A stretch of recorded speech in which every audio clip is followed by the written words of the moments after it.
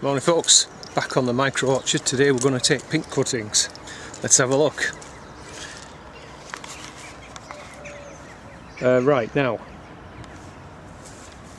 let's just take a look at the different stages here. So these are probably 2 years since they were planted out from cuttings, and they're flowering quite nicely. But I want you to pay attention just to the sort of foliage here, the difference between that batch or that group there. Now look at this one, these are a lot older. Can you see the telltale signs here? They've got a lot of brown woody stem here, and the actual new growth's quite smaller. And if we move on to this one, same again, we've got a lot of brown growth underneath as the plants seem to sort of push upwards, as it were, to reach the light.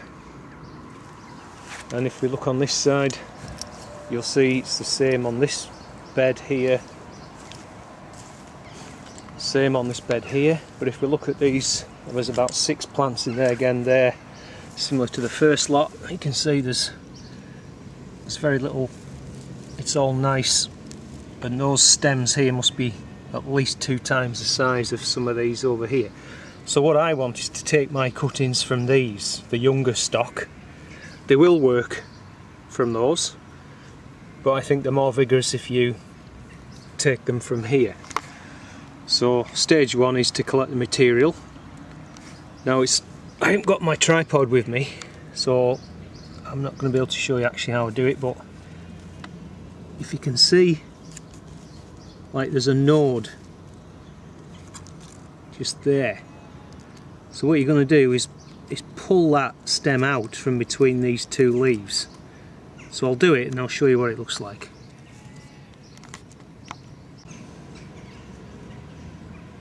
Okay, that's what it looks like. So if you will, it came out of there. So I had one hand on this part here, one hand supporting the bit underneath, and just gently pull, and it comes out like this. So that's a cutting. So what I'm going to do is probably take about 50 or 60 of those. I'm just going to pop them in the bucket there. Now today is overcast, which is fine. Otherwise I'd have popped them in a bag with a bit of damp newspaper in or something, and if it was hot and sunny I'd have definitely got up a lot earlier to do it before the sun got too high in the sky. Anyway, I'll get on and collect the material and then we'll go on to stage 2. Okay, there we go. So I've got about 60 odd or so of these cuttings. Call them pipings. So let's get them over to the plot for stage 2.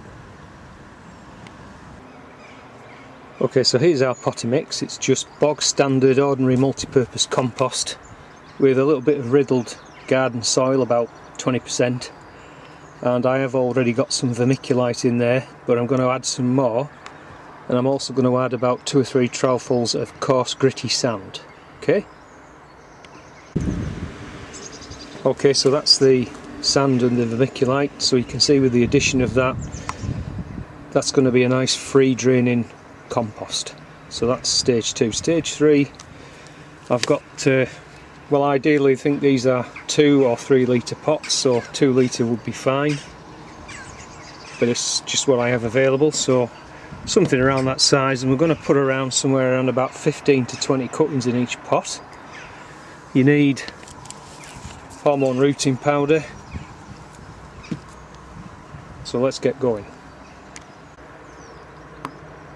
Right, so I've filled the pot up with the compost. We've got our material here, our rooting powder. So it's dead easy, really simple.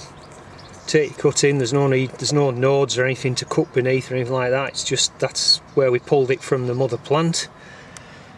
Dip it into the powder, tap off the excess, and just carefully push it in. That's it. Get another one into the rooting powder,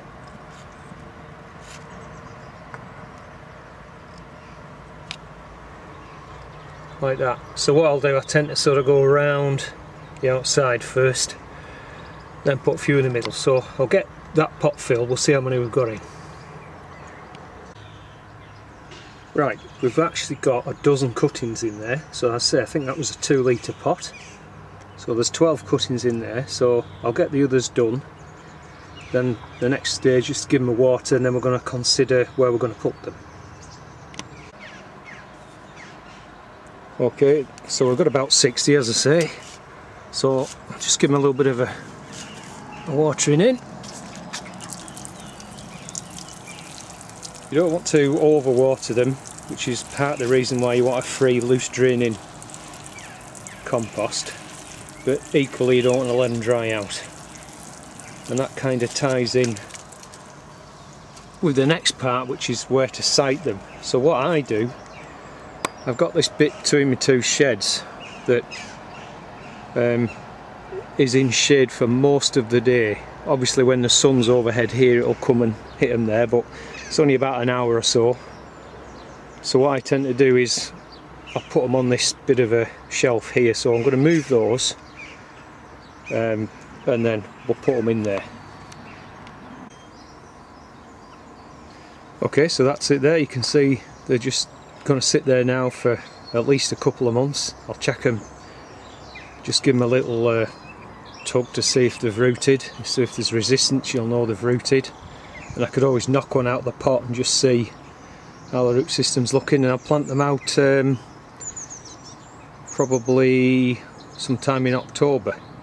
There'll still be a little bit of warmth in the ground to help them get established. What I do is I put the whole pot, if you would knock it out of the pot, into a bucket of water, and that way if you just allow it a time and sloosh it around a little bit, everything breaks down because it's so sandy, and then you can just sort of pull them out with minimal root disturbance.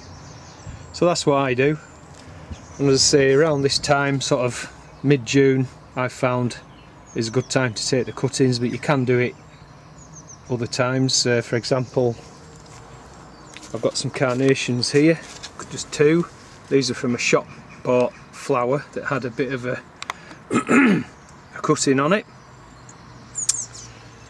just like that one there. So I think it was about 4 or 5, so I just took those and put them in some water. That was around about March or perhaps early April, I think. I think it was March, and just had them in a jar of water on a sunny windowsill. And the other 2 are there.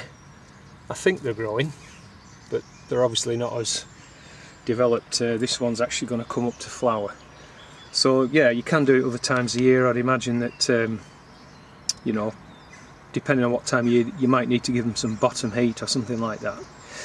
So guys, I hope that was helpful on